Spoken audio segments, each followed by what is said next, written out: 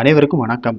சற்றுமுன் வெளியான முக்கிய அறிவின்படி வங்கிகளில் நகைக்கடன் வைத்துள்ளவர்கள் அனைவரும் பயன்பெறும் வகையில் நகைக்கடன் தள்ளுபடி குறித்து தற்போது முக்கியமான மகிழ்ச்சியான அறிவிப்பு ஒன்று வெளியாகியுள்ளது. இதை பத்தி விரிவாக அவங்க வீடியோல பார்க்குறோம். வீடியோவை கடைசி வரைக்கும் ஸ்கிப் பண்ணாம பாருங்க. வீடியோக்குள்ள போறதுக்கு முன்னாடி இந்த வீடியோக்கு லைக் பட்டனை பிரஸ் பண்ணிக்கோங்க. வாங்க வீடியோக்குள்ள போகலாம். தமிழ்நாட்டில் அடுத்த சில மாதங்களில் சட்டமன்ற தேர்தல் நடைபெற இருக்கிறது. ஒருபுறம் கூட்டணி பேச்சுவார்த்தைகள், தொகுதி பங்கீடுகள் உள்ளிட்டவை நடைபெற்று வருகின்றன. அதே வேளையில் பிரதான கட்சிகளான திமுகவும் அதிமுகவும் தேர்தல் வாக்குறுதிகளை தயாரிக்கும் பணிகளை முன்னெடுத்து இருக்கின்றன.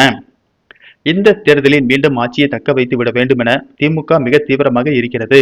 இழந்த ஆட்சியை கைப்பற்ற விட வேண்டும் என அதிமுகவும் தீவிரமாக செயல்பட்டு வருகிறது. எனவே மக்களை கவரக்கூடிய வகையிலான அறிவிப்புகளை இரண்டு கட்சிகளுமே தொடர்ச்சியாக வெளியிட்ட வண்ணம் இருக்கின்றன.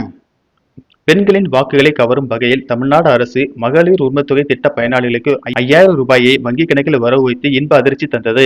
பிப்ரவரி, மார்ச், ஏப்ரல் ஆகிய மாதங்களுக்கான மகளிர் உரிமைத்தொகை 3000 ரூபாயும், கோடைக்கால சிறப்பு தொகை என கூறி 2000 ரூபாயும் என மொத்தமாக 5000 ரூபாய் வரவு வைத்தது.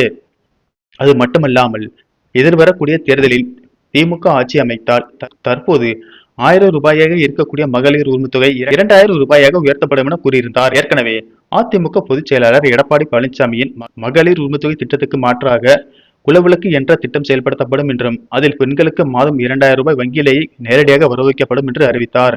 எனவே எந்த கட்சி ஆட்சி அமைத்தாலும் பெண்களுக்கு மாதம் 2000 ரூபாய் உரிமைத் தொகை கிடைப்பது தற்போது உறுதியாகிவிட்டது. அடுத்த கட்டமாக கடன் தள்ளுபடி தொடர்பான அறிவிப்புகளை முதலமைச்சர் மு.க.ஸ்டாலின் வெளியிடுவார் என தகவல்கள் தெரிவிக்கின்றன.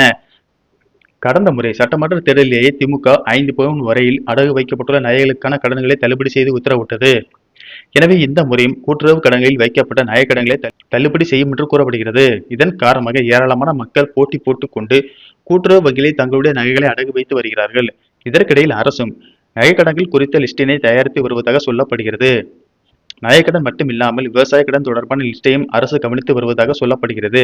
அந்த வகையில் நகைக்கடனோடு விவசாய கடன்களும் தள்ளுபடி செய்யப்படுகிறதா என்ற எதிர்பார்ப்பு அதிகரித்துள்ளது. ஏற்கனவே அதிமுக பொதுச் செயலாளர் எடப்பாடி பழனிசாமி அதிமுக ஆட்சி அமைத்தால் மாணவர்கள் வங்கியில் பெற்ற கல்வி கடன் ரத்து செய்யப்படும், மகளிர் சுய உதவி குழு கடன்கள் தள்ளுபடி செய்யப்படும் என அறிவித்திருக்கிறார். எனவே திமுகவும் கடன் தள்ளுபடிக்கு முக்கியத்துவம் அளித்து விரைவில் இதற்கான அறிவிப்பை வெளியிடும் என்று அரசு துறை வட்டாரங்கள் தெரிவிக்கின்றன. நன்றி, வணக்கம்.